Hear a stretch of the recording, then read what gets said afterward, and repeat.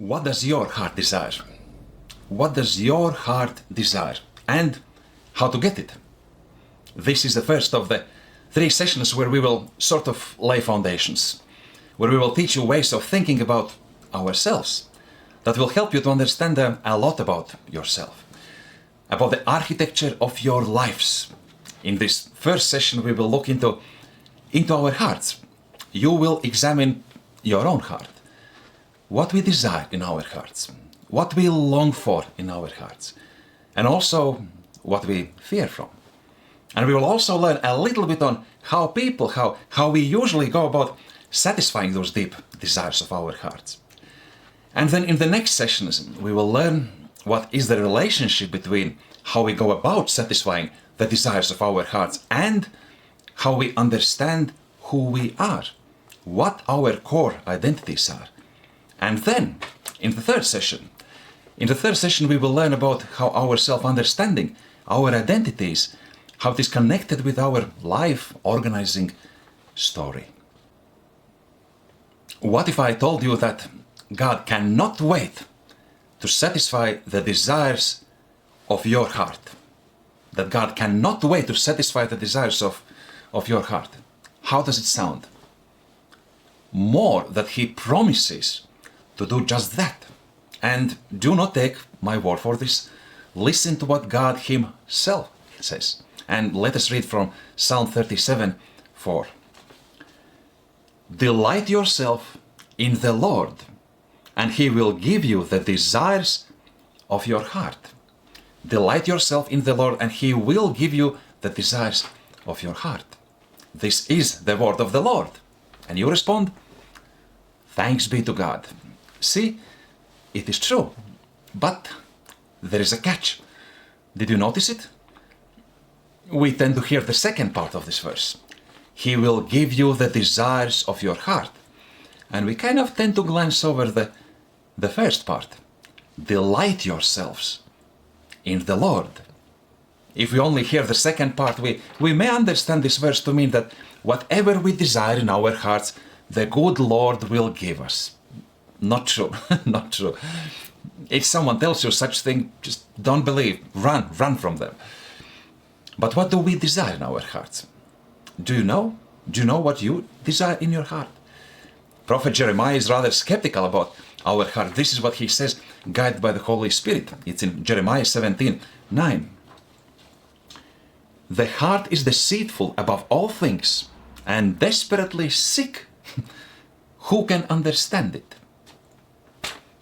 Do you know what your heart desires? Do you really know? What do we usually desire? What do we long for? What do we daydream about? And I invite you to do a little thought experiment.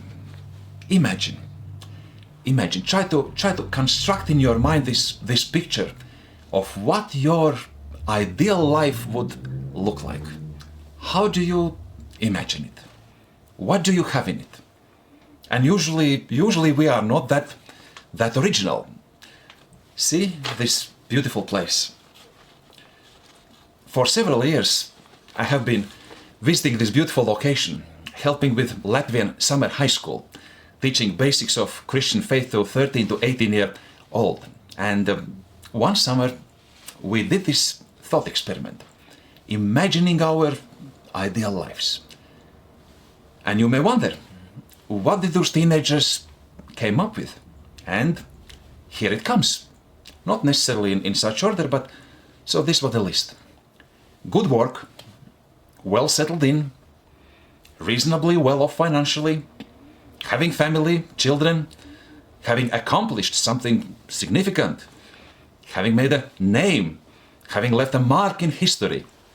And this is the list of what those young people hoped for, what they dreamed about. And this pretty much corresponds to what the wider research tells us. Surely there are some variations from person to person, but this gives us some general ideas. These seem to be the things that we want. But the real question is, what do you really desire? What do you really desire. Because the things that we often think of, like work, house, family, wealth, reputation, they seem to be more like means by which we try to satisfy our real desires.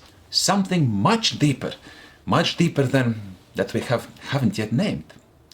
So, what are those deep desires that are not so easy to name? What really drives your life? What really motivates you? What do you really strive for? What do you long for deep in your heart? So what are those things? And you see, the truth is, our cravings for material things are almost always about something immaterial that we hope they will give us, about the real, deep stuff. And this is very important. If we can identify, if you can identify those deep longings more or less correctly, then that would give you insights in what drives you. What drives you, what drives your life? What unnamed passions control your life? What directs your energies and so on? And I would say certainly it is better to know the answers than being tossed around without understanding. So the desires of your heart, what are they? And many have tried to compile such lists, and there are a lot of similarities.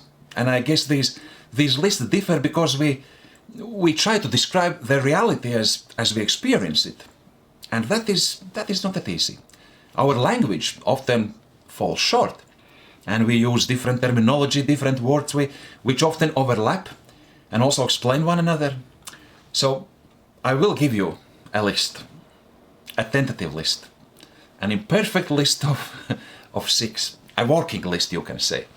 And it's not anything final, and it's not cut in stone, but nevertheless, as a working list, I think it's reasonably helpful. And of course, for different people, desires on this list will be arranged differently. Some of those desires will be higher on their list, some lower, depending on what is going on in their lives. So we will run through this list of 6, and then we will try to relate it to our lives, to our own experiences. Okay? So, first one. Truth, wisdom, understanding, insight.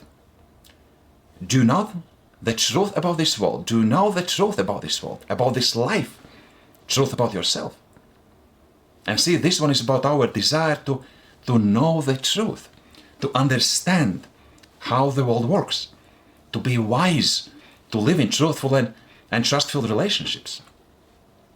Next one, significance, worth, being good enough. Is there any significance to your life? Do you matter? Does your life matter? Are you good enough? And this one is about our desire to matter, to be somebody, to have significance, to be appreciated, and to know that you are good enough. Next one, meaning, purpose, the why of your existence. What is the meaning? What is the purpose of your life? Is there any? And this one is about our desire to know that our existence, it's not in vain, that your existence serves some greater purpose, and that you can draw meaning from your life, striving to serve that greater purpose. And this is what keeps it going. Next one, belonging, acceptance, recognition. Are you recognized and appreciated? Are you loved? Are you included? Is there a place or a community where you truly belong? And this one is about our desire to be a part of community, to be appreciated, to be valued, accepted, loved. Good things for our hearts. The next one is security, control, order, peace. Do you need to worry about your future? Is it safe? Can you be at peace? Are you in control of your life? And this one is about the desire to have life in its fullness. Peaceful, predictable, good, manageable.